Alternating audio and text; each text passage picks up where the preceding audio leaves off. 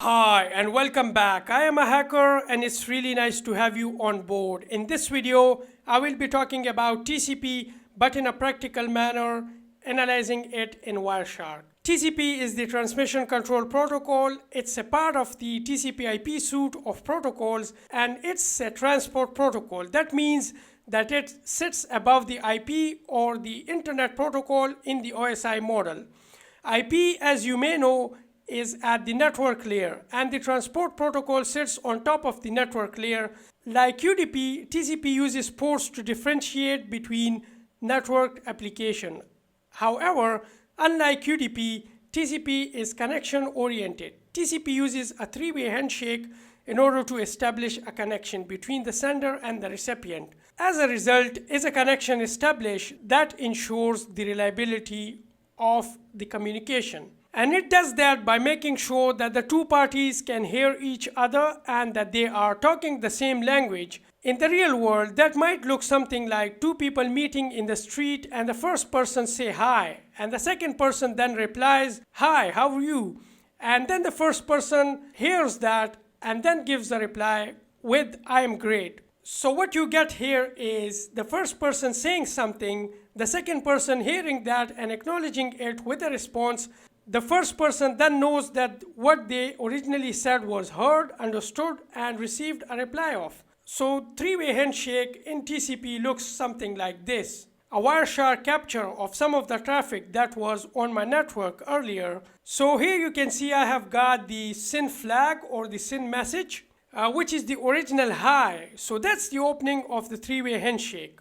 We send a synchronized message. So if I look down right over here, you can see that the SYN flag has been set. In order to ensure that the SYN message was heard by the second party sent back a sync and ANC. And if I click in the second TCP, you can see that we have sync and ACK, which is synchronized and acknowledgement. So if I go to that message in the Wireshark, you can see that the acknowledgement is set as well as the SYN or the synchronized is also set. In the previous TCP, you can see just the SYN is set, while in the next one, the sync and ACK both are set.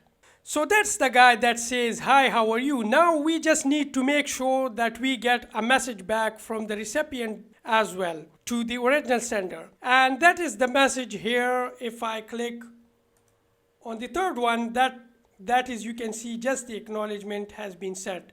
So in the first packet, you seen that just the SYN was set, which was the hi. And then in the second, you seen that the sync and the acknowledgement both were set. So that is the hi, how are you? And the third one is just the acknowledgement is set. That is the message of "I am great," which is set by the original sender. And that is the message here. That's the ACK or the acknowledgement. So no other flag, just the acknowledgement flag is here. So we know that the first person or the computer can send a message to the second computer. The second computer can receive that message and reply to it. And the first computer can receive and understand that reply. And because that they know that there is a reliable connection between them, and so we have a full connection up. So from the reliability standpoint, we ensure that the recipient is there and responding, and for the recipient, it ensures that the sender is still there after the original message was sent. And without that acknowledgement message back from the sender, what you can end up with this is half open connection. And you will often hear some people mentions the SYN flood. And what happens in the SYN flood is that you can send a SYN message and the receiving computer will open up a piece of memory that is called a buffer in order to hold that half open connection, waiting for the three-way handshake to complete, at which point it has the full connection. Now for every computer, there is a limited number of connections that it can handle at any given moment, as the memory is not an unlimited quantity. So if I keep sending a lot of SYN messages and never finishes the three-way connection, I can start filling up the buffers on the receiving computer, and that's exactly what happens with the SYN flood, is that the buffer in the kernel space memory begins to fill up and it no longer has the ability to receive legitimate messages. So this is one of the downside of having a reliable connection. You have to go through this three-way handshake, and because of that, you can end up with possibility of denial of service where your memory buffers are exhausted by somebody sending a whole lot of synchronized or syn messages. So let's take a look at some of the other headers that come along with the TCP. And since we have got the flag section open here, let's just look at the flag. We have got an echo flag, we have got an urgent flag, we have got an acknowledgement, push, reset, syn, and fin. For the most part, the one that you are going to see used are the acknowledgement and the reset and the syn and the fin. And we have looked at the acknowledgement and syn. The reset is used to reset a connection. So for example, if I were to send a syn message to port 83 and the port 83 wasn't open, so the receiving computer would send back a reset to me to indicate that the port 83 was not open. The other flag that you will see regularly is the fin flag, and the fin flag is used to tear down the connection. So it's kind of the opposite of the syn flag. Now, unlike the three-way handshake that is used to set a connection, a tear down is actually 4 messages. So what happens is that both sides originate a tear down.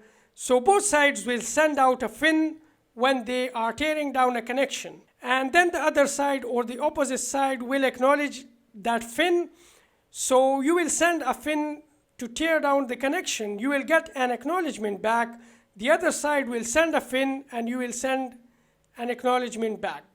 So there are 4 messages for tearing down the connection, unlike the 3 that are used in setting it up. So some of the other headers that we have got in the TCP you see is the source port and the destination port. Obviously, again, we use these ports to differentiate between the network application. So once you have got to the computer of which you have the IP address, you need another address to differentiate which application you are talking to. And that's done using port. So in this case, we have got the destination port of 443, which means I'm talking probably to a web server. I have got a sequence of number which makes sure that the messages are put back together in correct order. As you can see, the segment number is 1 here.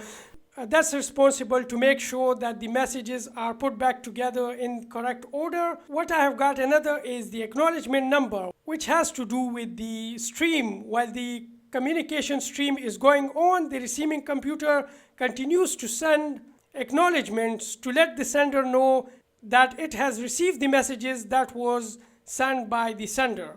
And it does that to make sure that we continue to have a reliable connection. In other words, the messages that are being sent continues to be received. So we have to keep acknowledgement back so that we have a window size value, which again goes back to that reliable connection, to that reliable transmission. The window size has to do with the number of bytes that I can send before I have to wait for an acknowledgement to be received. We also have a checksum which ensures that the messages that sent is actually the one that's received. In other words, that hasn't been altered in any way in the transmission. And then we have got a set of options flags which include a timestamp.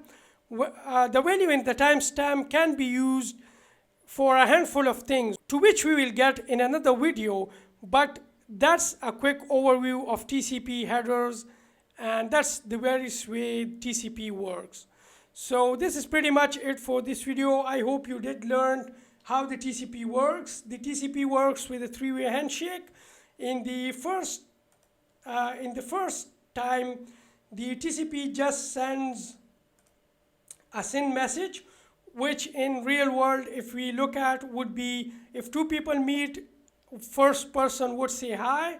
In the next packet or in the next transaction, it will send the SYN or ACK that would resembles in the real world that the next person hears the hi and say, hi, how are you? And then in the third transaction or in the third packet, the first computer that sent hi would receive an acknowledgement, which in the real world would be the first person saying, I'm great. So this is pretty much it for the TCP in Wireshark. In the next video, we'll maybe look at it in more deeper details, that how it works and how we can analyze it and how we can do more stuff with it and how it can be useful in our hacking scene. So till next time, enjoy hacking, stay cheeky breeky, and peace out.